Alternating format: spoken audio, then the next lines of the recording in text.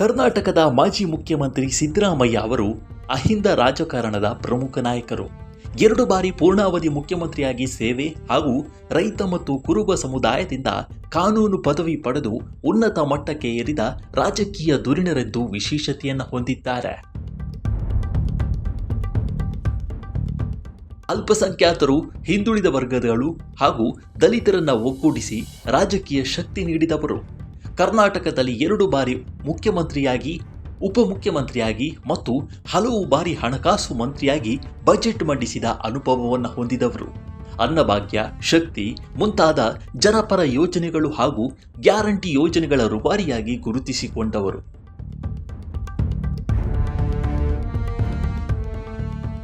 ಸಾಮಾನ್ಯ ಕುರುಬ ಕುಟುಂಬದಲ್ಲಿ ಜನಿಸಿ ವಕೀಲ ವೃತ್ತಿಯಿಂದ ರಾಜಕಾರಣಕ್ಕೆ ಬಂದು ಪ್ರಬಲ ಜಾತಿಗಳ ರಾಜಕಾರಣವನ್ನ ಮೀರಿ ಬೆಳೆದವರು.